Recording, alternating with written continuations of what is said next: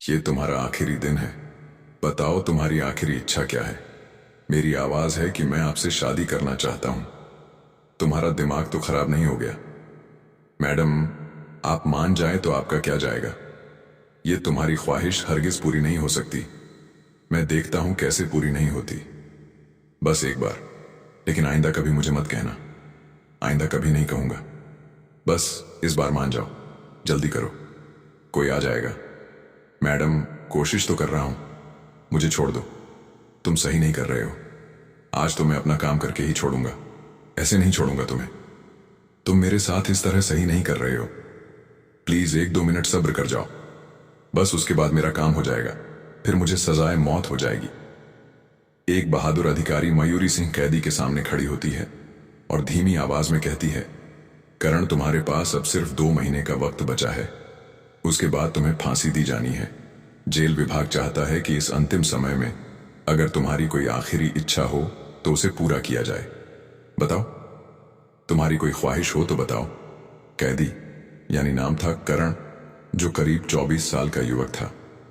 ना तो उदास हुआ और ना ही उसके चेहरे पर डर दिखा, बल्कि उसके चेहरे पर हल्की सी हंसी फैल गई। उसने महिला पुलिस अधिकारी की आंखों में देखते हुए मुस्कुराकर कहा, मेरी आखिरी ख्वाहिश बस इतनी है कि जब तक मेरी सांसें चल रही हैं, मैं हर रात एक कुमारी लड़की के साथ वक्त बिताना चाहता हूं। यह सुनकर मयूरी के माथे पर बल पड़ गया।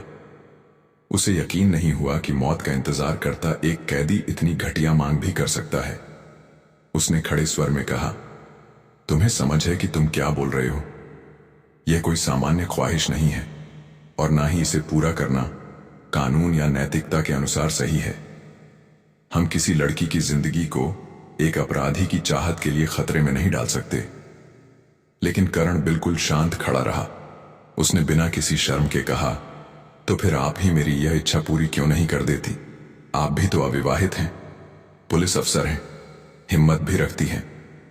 मयूरी यह सुनकर कुछ क्षणों के लिए स्तब्ध रह गई। उसे गुस्सा भी आया और हैरानी भी, लेकिन एक अधिकारी होने के कारण उसने खुद को संभाल लिया।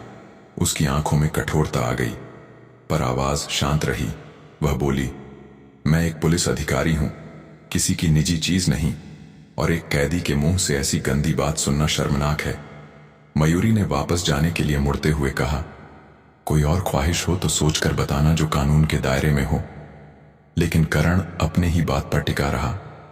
वह बार बार वही इच्छा दोहराता रहा। जब मयूरी अपने ऑफिस लौटी तो उसके मन में कई सवाल थे।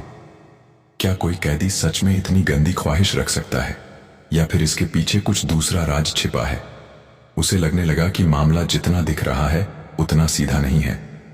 दोस्तों, अब सवाल यह था कि क्या उस महिला पुलिसकर्मी ने उस कैदी की आखिरी ख्वाहिश पूरी की या नहीं? जानने के लिए बने रहे वीडियो के एंड तक हमारे साथ, और वीडियो को एक लाइक और चैनल को सब्सक्राइब जरूर कर देना। दोस्तों, यह एक ऐसी सच्ची घटना है जिसे सुनकर आपके रोंगटे खड़े हो जाएंगे।